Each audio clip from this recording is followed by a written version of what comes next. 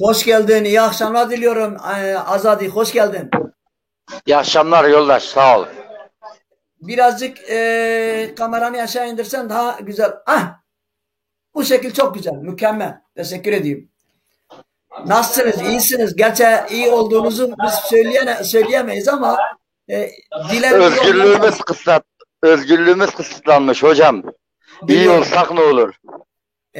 Değerli konuklar, Arzadi arkadaş sosyal medyada, ekranlarda, hatta şöyle diyeyim, sokak röportajlarından çok iyi tanıyorsunuz.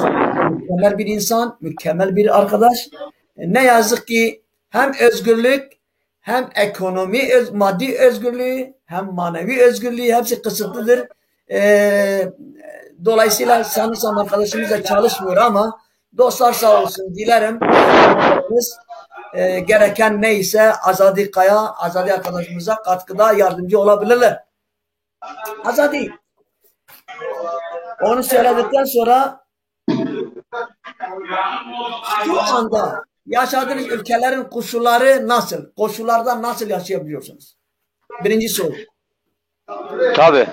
Şu anda yaşadığımız koşullar çok zor. Bir askeri ücrete yani 3 tane çocuk okutan var, 4 tane çocuk okutan var.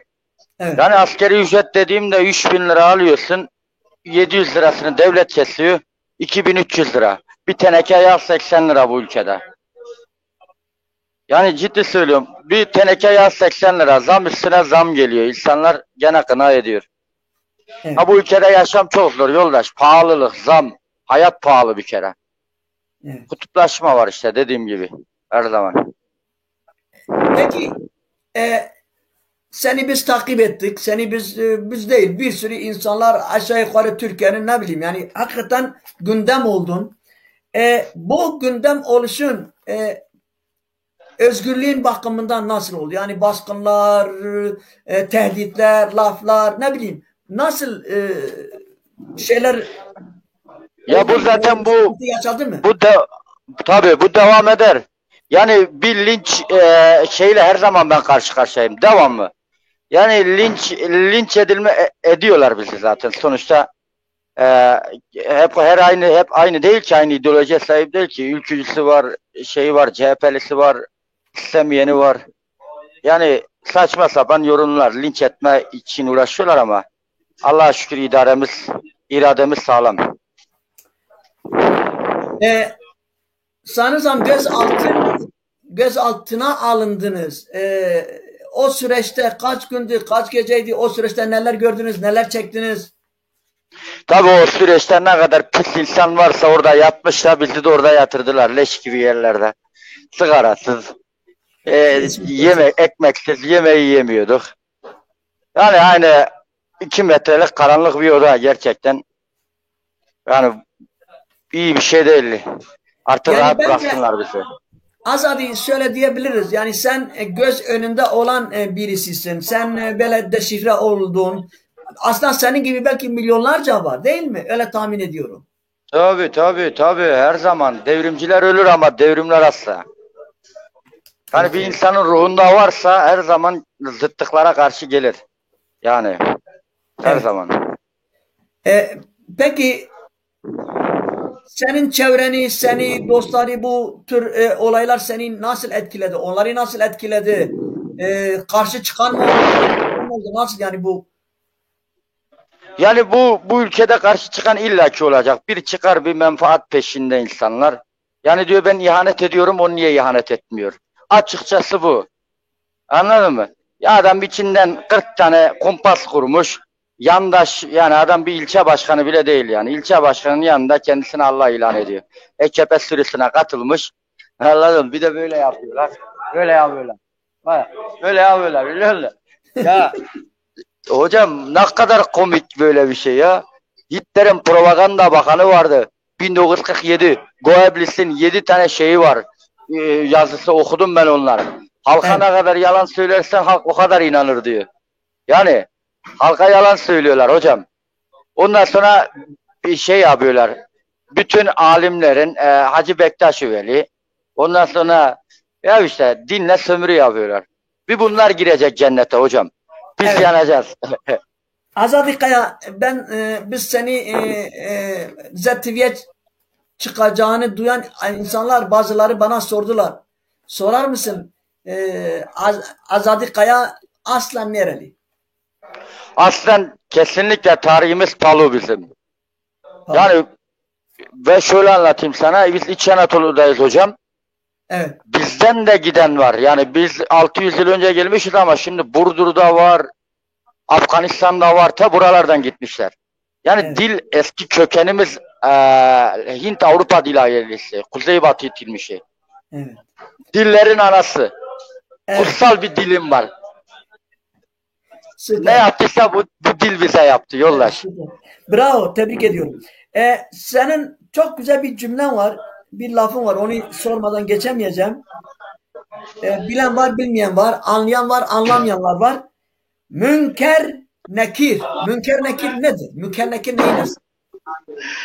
Yani şimdi bir devrimci dinini bilecek hocam. Bu konuyu tartışmayalım. Ateistlere, deistlere ben karşıyım. Yani şimdi tamam olsun sistem için yine içinde yaşa ama bu kadar da olmaz yani. Puta mı tapalım, ne yapalım, helvaya mı tapalım? Hangi dönemde, ilkel çağda mıyız? Yani ne zaman bilmiyorum. Bence bir yaratıcı var. Ben vicdanıma şey yapabiliyorum. Vicdanımızı yönetebiliyor bazen kesildiğimiz yerde. Evet. Akıl, hani diyor ya sevdayı diyor gönülde arama akılda diyor. Allah Evet. akılda bitirdiğin zaman gönüle düşer. Yani Hani aklımızda. münkür nekir o demektir yani. Mükür nekir melektir hocam. Yani. Şimdi şeye dönüşeceğiz. Bu Yunan filozoflarına hani komplo teoriler var ya yeryüzünden Evet. milyonlarca dolu.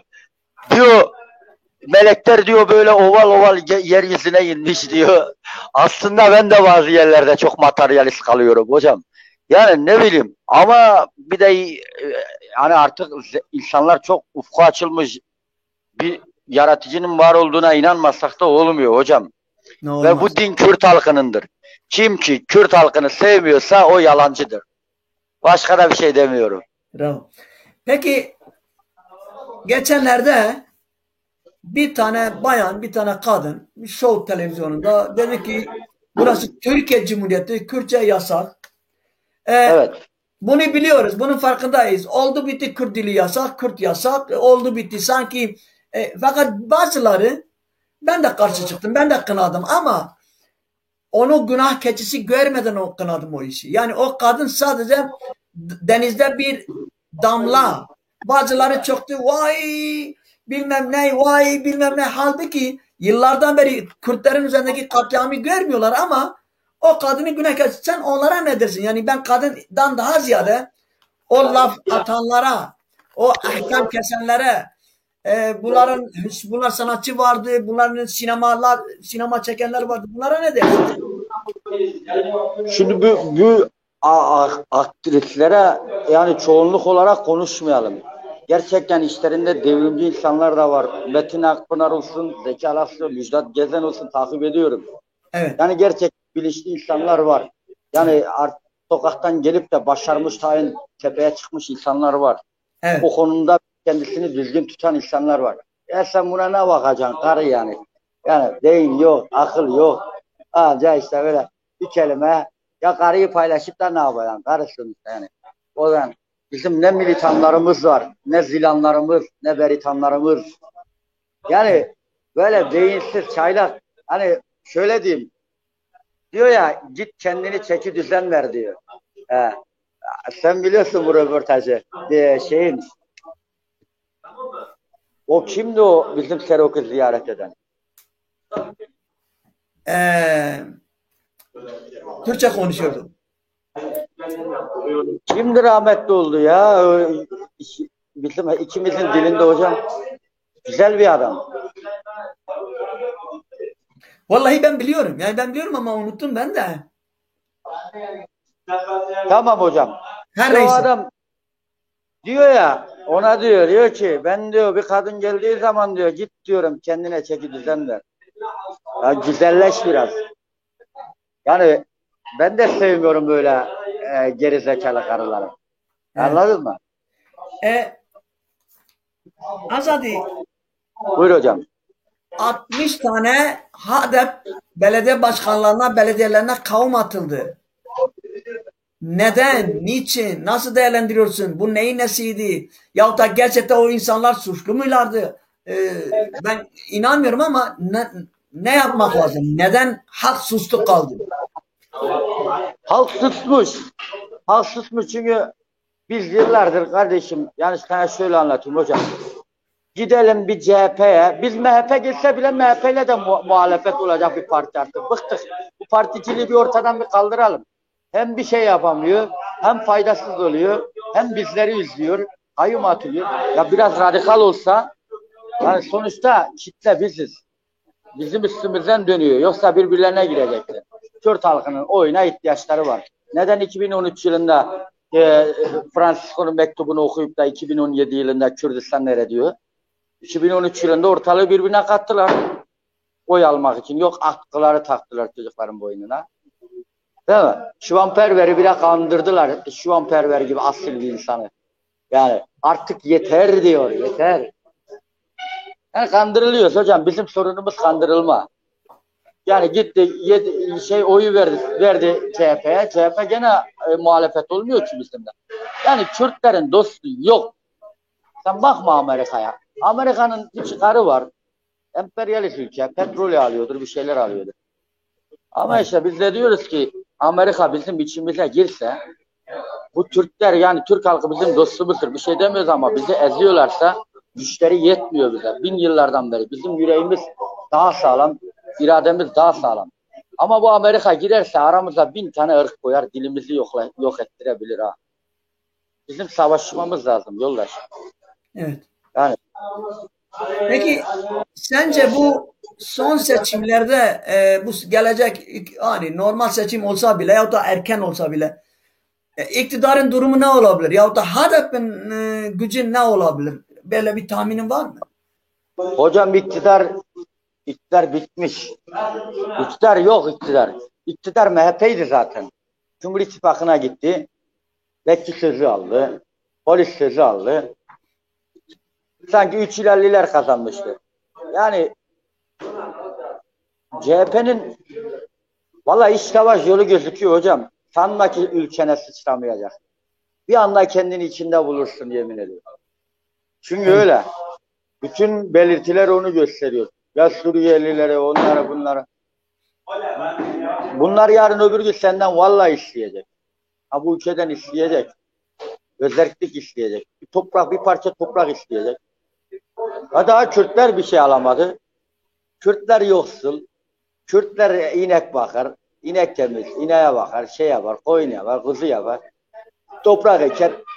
Kürtler bir şey alamadı. Bir tane siyasetçisi okumuş, bir tane siyasetçisine ekmek vermiyorlar. Yani bugün Ayhan Bilgen şey yaptılar. Ayhan Bilgen'i attılar. Yani bütün İdris Balıken'i içeride tutuyorlar. Keza Osman Baydemir'i de. Bizim kıymetlilerimiz, yani vazgeçemeyiz. Ben geçen HDP il başkanlığına gittim. Bizim burada arkadaşlar. Yani biz sizi sizden daha çok koruyoruz dedim. Bırakın artık dedim bu işleri. Valla. Dedim, biz sizi sizden daha çok koruyoruz sokakta. Ama niye vakıf olamıyorsunuz bir şeye? Bir şeye vakıf olamıyorlar. Particilik. Ama yine de varız. Bizi yok edemezler. HDP'liyiz. Sonuna kadar. Allah'ına kadar HDP'liyiz. Sonuna kadar. Böyle kim diyorsa düşsün. Sonuna kadar HDP'liyiz. Kürdüz. Kimseye de tabi olmak zorunda değiliz. HDP bizim canımız. Ne olacaksa olsun. Ben size bir şey söyleyeyim mi? Yarından itibaren mesela ben bu akşam diyelim televizyonu açtım. Bütün televizyonlar bas bas bağırıyor. HDP bizim kardeşimiz. HDP böyle değil. HDP böyle değil dese ben HDP uyuyorum. HDP'yi bu yüzden terör ilan ediyorlar. HDP karşıt. Ben HDP'nin şeyinde değilim. HDP muhalefet bir şey. HDP kendisine zarar veren bir durumda değil. Güzel bilinçli aktivistlerimiz var bizim. Aydınlarımız var. Biz bunun bilincindeyiz. Gerekirse kılıç gibi kınından çıkıp cevap verenler var. teorisel anlamda, pratik anlamda da olsun. Varız yani. Artık varız. Yani gün bizim için doğacak hocam. İnşallah. Provokatör Azadi Kaya bekliyor. Zamanı bekliyor. Tap diye tokatı yapıştıracağım bu halka. Gelin diyeceğim devrimciler. Aha ben yine de buldum da yine de bozulmadım. Ben bir yerden çıkmıyorum hocam. Kendimi bu davaya adamışım. Ne gideceğim? Sosyalleşeceğim de. İçki içeceğim de. Yani pavyona gireceğim de. Bravo. Tebrik ediyorum. Keşke senin gibi öyle onlarca, yüzlerce, binlerce olmuş olsaydı ne güzel olurdu. Var hocam. Var. Vallahi var. Bu halkın gücünü ben süreç içinde çok arkadaşla tanıştım. İnanılmaz birikim insanlarla. Yani su kendiliğinden akıyor. Mantık kendiliğinden akıyor. Ha, var. Sesimize dünyanın öbür ucunda bile ses veren yoldaşlarımız var. Diyor ya neydi? Yeniden dizin safları, yarın yine kavga var. Devrimciler ölmez. Çünkü Evet. aykırıyız. Hocam aykırıyız. Evet. Zıttız, zıt, tersiz. Evet hocam. Diyelim Azadi Kaya tamam gündemleşti, fenomenleşti, her neyse. Ben bunu takıyor mu sizce hocam? Benim E? internetim kapalı. İnternetimi kapatıyorum. Uçak moduna alıyorum telefonu. Ciddi Ne? söylüyorum hocam. Evet. Üzülüyorum. Ben de üzülüyorum. Ben Ama ben onu soracaktım. Küçede, sokakta, çarşıda falan herhangi bir saldırı ya da sataşma falan oluyor mu? elinden gelse öldürecekler bizi hocam. Valla. Öldürecekler hocam. Ama yok artık. Eski ülkücülük, mülkücülük yok. Anladın mı? Hani eskiden devrimcileri vururlardı ya 80'li yıllarda sırtından. Evet. Ben bazen geceleri dışarıda yatarım böyle betonun üstünde soğukta. Soğukta olmasa böyle yüzüstü yatmayı düşünüyorum ben devamlı. Ayakkabımı böyle yüzümün altına alırım. Uyumaya çalışırım. Ama bir anda derim ki sırtımdan vuracaklar mı bu bekçiler, bu polisler. Dağlar geçilmiyor kardan. Aman yok ki jandarmadan. E, Peşime düşmüş takipler. Boynumu bekliyor itler. Yürü yalnız atım yürü. Bu arada sana çok selam var. Sana mesaj var. Çok selam var sana. E, Aleykümselam. Bir iki tanesi de mesela Fasladal sormuş, demiş ki siz tam kavramadınız o kadını. Öyle konuşturan sistem farklıdır diyor. Sistem onu konuşturuyor yani. Birinden o kadını masum göstermeyiniz demiş. Bir iki kişi böyle soru sormuş sana. Ya daha dün bir tane çocuğumuz panzerle ezildi, 7 yaşında çocuk. Azadi Kaya bilmiyor mu? Azadi Kaya'nın ne amacı var bu ülkede? Hiçbir amacım yok. Benim bağımsızlıktan başka bu çocukların için güzel bir dünya nerede var hocam? Şimdi ama eylem küçük kalıyor. Bekleyeceğiz, göreceğiz hocam. İlla ki yumurta atacaklar mecliste birbirlerine. Yani kesinlikle atacaklar hocam. Mıslık damlamayınca ne olacak? Azadi Kaya'dan mı? Azadi Kaya sokakta bile yatıyor. Hayırdır? Sizin o rahatlığınızı göreceğim. O rantlarınızı, o gemilerinizi, şeylerinizi hepsine el koyacağız. Bu arada sen halktan, demokrattan, devrimciden, Kürt'ten yani ne beklentin ne? Yani bir çağrın ne? Böyle bir çağrı yapsan ne istersin? Ne Tabii, söylersin? tabii. Halka diyorum ki sadece oydur. Oy çoğunluğu olursa mazbata sorunu değil. Bu mazbata işi değil. Eğer oy çoğunluğu olursa halk illaki alenen kışkırtır yani. Halk bir başkaldırıya bulunur. Ama ben diyorum ki halka oyunuzu vermeyin AKP'ye. Ya AKP'ye veya faşist ya da kapitalist diyelim. Bırak faşizmi. Faşizm zaten var. Faşizm yüzyıllardan beri var. Cumhuriyet döneminden bu yana var. Yani bütün Kürdistan bölgelerinde var. Efrin'de var, Rojava'da var. Her yerde faşistlik var. Adam tutuyor buradan Efrin'e gidiyor. Neymiş? Zeytin dalı. Ne işin var milletin toprağında? Yapmayın böyle, emperyalist olmayın. Öleceğiz ya. Ölümden başka öte bir şey yok. Dünyada biraz güzellik olsun. Artık yoksullar da bulsun. Yoksullar da mutlu olsun. Yoksulların da evi barkı olsun. Çor çocuğa kavuşsun. Azadi Fasla Dal demiş ki Azadi Kaya tespitleri doğrudur. Barış Kaya demiş ki Kürtçe demiş tıpkırati yani hoş geldin diyor. Hayırlı, hayırlı. Ee, Tartışamaz. evet hem Kürtçe sormuş hem Türkçe söylemiş. Diğer arkadaşların hakikaten selamı var. Seni görmekten de memnun olmuşlar. Biz de Herkese aynı keza selam. memnun olduk. Yani bize misafir olduğun için, ZTV ekranına çıktığın için sonsuz teşekkür ediyoruz. Peki Ne demek hocam? baş tacı. Yalnız bu arada ben bir şey söylemek istiyorum. Eğer müsaaden varsa değerli konuklar, değerli misafirler Azadi Kaya gördüğünüz gibi, duyduğunuz gibi mükemmel bir insan, devrimci bir insan, yurtsever bir insan. Bence Azadi Kaya'ya sahiplik yapmak lazım. Dost elini uzatmak lazım. Azadi Kaya'yı kişiliğine, varlığına destek sunmak lazım. Azadi Kaya Tamam böyle hocam. bir Teşekkür ederim. insan hak ediyor. Evet.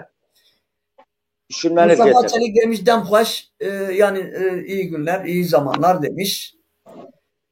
Peki Azadi bizim 10 dakika kadar bir zamanımız var. Evet. Bir 10 dakika kadar bir zamanımız var. Ee, Azadi Kaya bundan böyle bir hedefin, planın, projen var mı?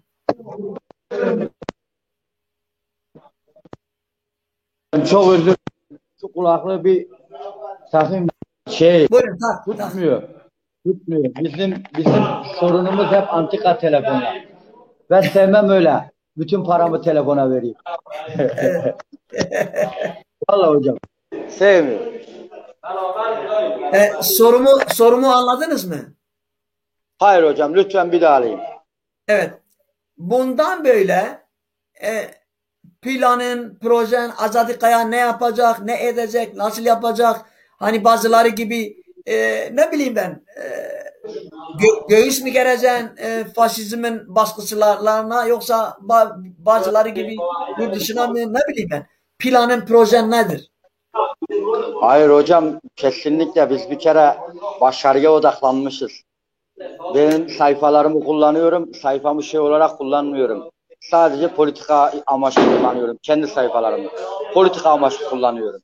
Yani halka ben oradan göndermeler yapıyorum. Halk anlayacağını anlar. Ben ara sıra kafam eser canlı yayında politikamızı yaparız. Hiçbirden vazgeçme yok hocam. Buradayız, gitme yok. Ne yapalım? Yani biz alışkınız. Bu topraklar bizim. Kobani yarın bunların burnunun dibine getireceğim, anlaşmayın diyeceğim. Hayırdır yani? Siz bu insanlarla niye anlaşmıyorsunuz? Yani beraber yaşayacaklar hocam. Bütün insanları burada yaşatmayı düşünüyoruz.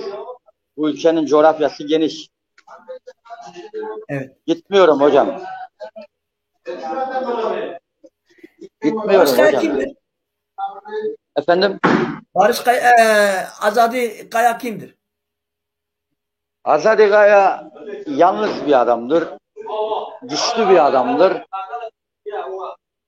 Yani karşıt bir adamdır. Her zaman haksızlığa karşı gelen. Sen hatalısın. Azadi Kaya devrimci bir kişiliği var. Doğuştan ruhuna işlemiş yani. Ve Palolu'dur. Ve Palolu'dur. Şeyh Said Evet. torunudur. Sonsuz Sazadır.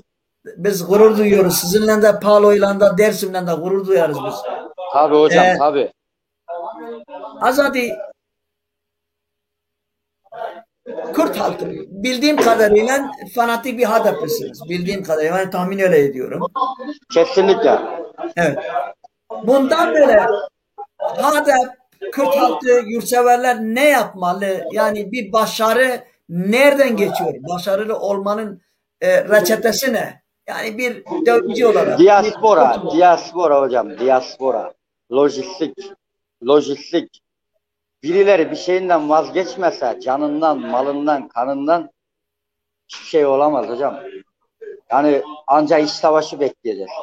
İç savaş çıkarsa devirebiliriz yani. Peki ben bir şey daha sorayım. Ekstra sorayım. Zamanımız fazla değil de. Gözaltı süreci. 3 gün kaldınız sanırsam gözaltında. Evet hocam. Sorulan nedenler, neden seni gözaltına almışlar, ne sordular, ne dediler, neden, yani bir Terör provokatörlüğü hocam, yani ihbarcılar. Ahmet Kaya diyor ya, tut ki gecedir ihbarlar birer sansar. Bir telefondan bir telefona atlar. Yeraltı örgütleri tetik üstünde. İhanetçiler kendiliğinden eli telefona gider. Korkaktır diyor. İhanetçiler hocam, yani bizi Siber'e, BİMER'e şikayet etmişler. Bir sürü dosya çıkarttılar. Benim diyorum, yani ilgi duymak suç mu? Kürt olmak suç mu ya? Ne yaptık? Yani anlamadım ki ya. Kürdüz hemşerim biz bu topraklarda. Gene götürsünler. Ne yapalım yani? Uzay kahvesindeyim. Asilce gideriz. Ceza neyse cezamızı da çekeriz. Sorun değil de yani böyle bir ceza da yok. Adaletsizce. Yani ben razı değilim gözaltına. Niye razı olayım yani? Pis bir yer ya. Yemek pis. Bana pis bir yemek, yani Allah'ın gücüne gitmesin. Yemeği sevmedim ben. Tamam, bazı gerçekten bunların da şeyine yapmayalım. Günahını almayalım. Bazı temiz polis arkadaşlar var. İşini yapıyor ama adam gerçekten artık saygı duymaya başlıyor. Tıpkı Nelson Mandela'ya ilk başta pantolon giydirdiler ya. 24'se şey giydirdiler. Nelson Mandela yani hocam. Biz de kabullendireceğiz bu Kürt halkı. Onların her yerine gireceğiz. Allah, onların kan mecralarına akacağız. Peki özel bir soru sorayım. Özel. Yani yanlış bir dakika, dikkat, adresiniz ismi Kürt olsun. Yeter terörist olmaya maalesef. Evet. Yeter ki diyor Fasla Dal diyor, yeter ki Kürt olsun, teröristlik bahane. Özel bir soru sorayım. Bu arada biliyorsun birleşimler var. Birleşimler var HDP'nin içinde. Yani Türk'ü, Arap'ı, Kürt'ü, Çerkez'i lazım. Bir birleşim var. Ona ne Yıllardır var. dersiniz? Ona ne dersiniz? Güzel. Güzel bir şey hocam. Ben şimdi yıllardır var. Bu seneler önce de vardı. 70'li 80'li yıllarda da vardı. Neden Deniz Gezmiş bir slogan verdi. Yaşasın Kürt ve Türk kardeşliği. Yani İbrahim Kaypakaya'nın, keza Mahir Çaya'nın. Bu Türkiye İbrahim Kaypakaya olsun. Demek ki gerçekten bu ülkede ezilmiş bir halk varsa o da Kürt halkıdır. Benimsiyorlar bizi. Bağrına basıyorlar. Hani davaya gönül veriyorlar hocam. Bize Can, Can, Can Haso selamı var. Mustafa Çelik demiş, keşke senin cesaretinin zekatını dağıtabilseydim Azadi. Anladın soruyu? Keşke senin cesaretinin zekatını dağıtabilseydim Azadi demiş. Kemal Bence hocam abartılacak bir şey yok. Analar ne yiğitler doğuruyor. Acıyla, revanla, sıkıntıyla. Aynen. Aynen. İnsanlar seni sevdiği için öyle söylüyor. Saygı duymak lazım. Öyle seviyorlar. Teşekkür Valla ederim. ben açıkçası senin röportajını gördüm. İçim içime sığmadı. Gururlandım. Emin ol. Sen varsın. Bir tane Reis Boz vardı. O vardı. Birkaç kişi daha var, öyle fenomen, öyle diyeyim ben. Mükemmelsiniz. Tabii. Biz sizin o demeçlerini, röportajlarını duyunca bizim gurur duymamamız imkansızdır. Gurur duyuyoruz. Biz de dünyanın öbür ucunda bizim sesimize nefes veren insanlara saygı duyuyoruz. Davamızı, yani aynı ideolojiyi, toplumsal fikri paylaştığıma gurur duyuyorum. Pir Birindar demiş, nasıl demiş. Azadiyya, senin katıldığın için, bizi onurlandırdığın için, ZDF ailesi, ZTV ailesi olarak, Kadri Zana olarak sonsuz teşekkür ederim. Son sözlerini alayım. Rica ederim, ne demek hocam. Yani siz böyle mantıklı sorular söylediniz. Biraz halkı gene aydınlattık. Bu benim görevimdir. İğneyi vuracağız. İğneyi vuracağız. Taviz yok. Sokaktan bulduğumuzu yakalayacağız hocam. Gel buraya, bu yanlış. Kardeş bu yanlış. 1 kilo makarnaya kendini satma. Git oğlum, yeme lan, yeme, aç yeme. İnsanlarımız açlık grevine giriyor. Sen niye girmiyorsun? Değil mi hocam? İnsanlarımız bir tane şekerle günlerce neler yaşıyor bir tütünle. Biz de okuyoruz hocam. Fark etmez. İstedikleri kadar götürsünler kitaplarımızı. Okuyacağız her zaman. Evet. Yani hocam diyeceğim o, herkes onurlu olsun. Onurlu yaşasın. Gururdur, bir şey yok. Ama onurlu yaşamak başkadır hocam ya. Evet. Kürt olmak vallahi başkadır. Sonuna kadar Kürtüz. Azade Kaya. Çok çok teşekkür ederim. Selamlar, saygılar. Herkese iyi akşamlar diliyorum. Çok sağ olasın. Teşekkür edeyim. Rica ederim. Sağ ol. Hoşça Çok kalın. sağ olasın. Sağ ol. Sağ olun.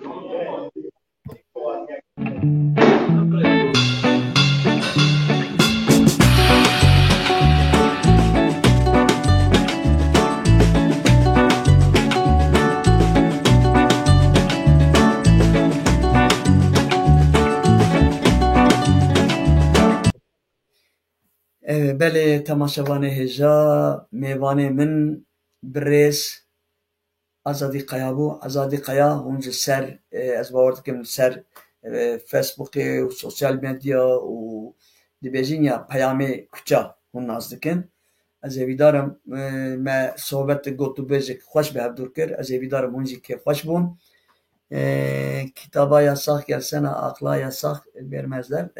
Fasla dalvar gotiye. Spas.